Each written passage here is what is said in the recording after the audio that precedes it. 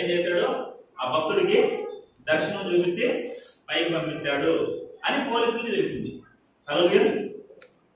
ఇప్పుడు చూడండి, అంతరాత్మ చెప్పింటారు కదా ఏమని, వాళ్ళ భార్య ఆ మనిషి చెప్పినప్పుడు, అవును కదా ఆ వ్యక్తి చెప్పేది, ఆ వ్యక్తి కామెంట్లు పెట్టేది కరెక్టే కదా, నా భార్యతో నేను ఉండాల్సింది, ఈమె అక్రమ సంబంధం కదా, ఈమెతో నేను ఉంటే అది తప్పు కదా, సమాజం కూడా చెడ్డగా అనుకుంటాను కదా, తప్పు కదా అనుకోవాలి. అంతరాత్మ మాట వినలా. సరే, ఆ వ్యక్తి పెట్టిన కామెంట్స్ అయినా విన్నాడా? కామెంట్స్ కూడా వినలా. చివరికి ఏం చేశాడు? ఆ వ్యక్తినే చంపించేశాడు. హల్లెలూయా. కాబట్టి మీరు హీరోలు అనేసి పిచ్చికి పోయేసి మనం వాళ్ళ మీద అభిమానం పెంచుకోవాల్సిన అవసరం లేదు. వాళ్ళు నటులు మాత్రమే.